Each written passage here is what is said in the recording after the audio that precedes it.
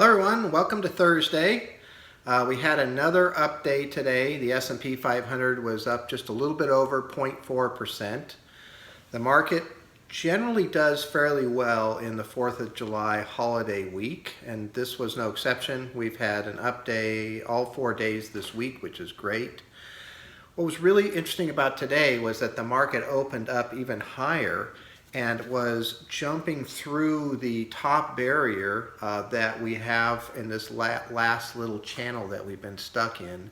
It didn't hold and it didn't stay there and ended up falling back into the channel, but that's a good sign. It's been knocking against the top quite a bit. There is a fair amount of resistance right above where we are, really having to do with the all-time high that we hit back in mid-February.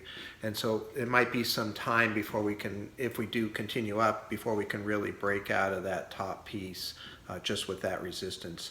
One of the things that we're seeing right now that seems to be driving the market here in the short term has a lot to do with expectations. So there's expectations right now for reporting that's coming out, whether it's on unemployment or company reports. The expectations are too negative. And so what's happening when the actual information comes out, there's a surprise to the upside. So Tesla came out and they delivered more cars than expected, for example.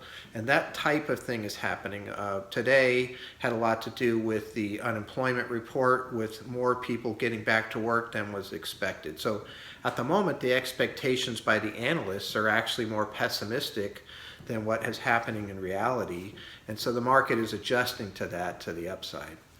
So hopefully we can continue to break out of this little range that we're in and get back up towards the new high and see how things go.